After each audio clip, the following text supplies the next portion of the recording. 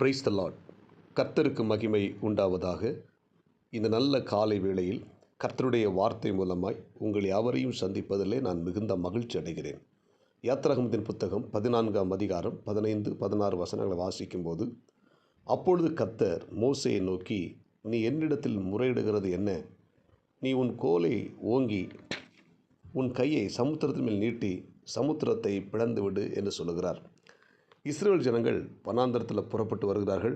வரும்போது ஒரு பக்கம் பார்வோனுடைய சேனைகள், இன்னொரு பக்கம் பள்ளத்தாக்கு, இன்னொரு பக்கம் மலைகள், முன்பதாக செங்கடல்.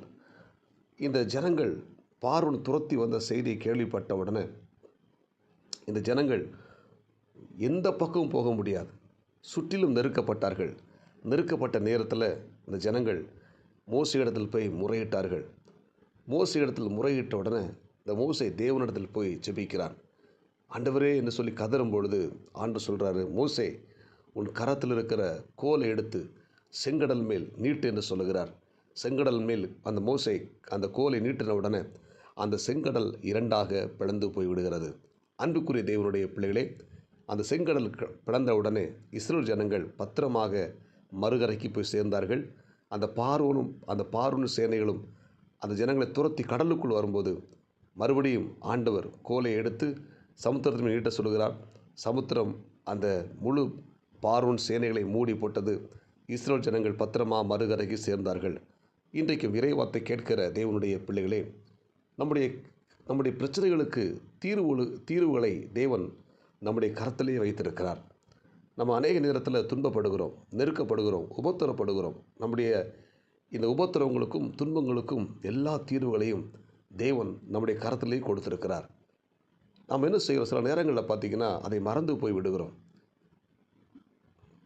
நம்ம சில நேரங்களில் தேவன் நம்மை மறந்தாரோ, நம்மை கைவிட்டாரோ என்று நம்ம அங்கலாய்த்து விடுகிறோம். ஆனால் நம்முடைய பிரச்சனைகளுக்கு தீர்வுகளை தேவன் நம்முடைய கரத்திலேயே கொடுத்திருக்கிறார்.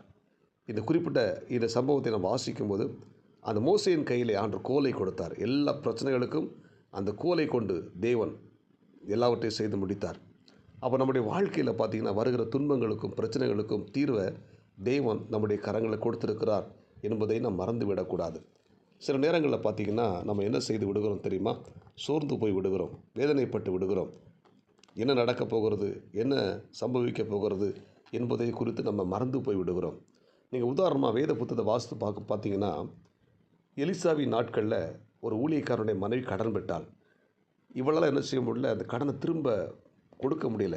இந்த கடன் கொடுத்த